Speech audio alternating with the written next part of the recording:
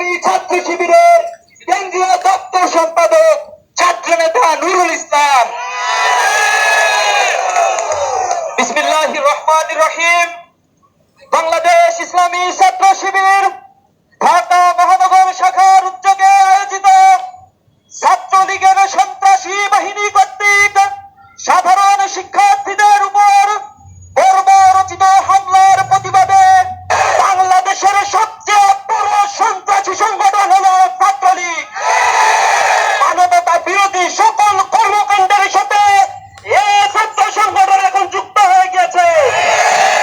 চাঁদাবাজ, ধর্ষণ, ছিনতাই, গুম, হত্যা, মাদকের অভয়ারণ্য, মানুষের সম্পদ লুণ্ঠন থেকে শুরু করে এমন কোন খারাপ কাজ নাই যা ছাত্রলীগ করছে না। বাংলাদেশে এ দলকে নিষিদ্ধ করবে। আমরা গতকাল দেখেছি ঢাকা বিশ্ববিদ্যালয়ে, জগন্নাথ বিশ্ববিদ্যালয়ে, জাহাঙ্গীরনগর বিশ্ববিদ্যালয়ে যেখানে মেধার চর্চা হয় সেখানে রক্ত ঝরেছে। আমার বোনদের উপরে হামলা করা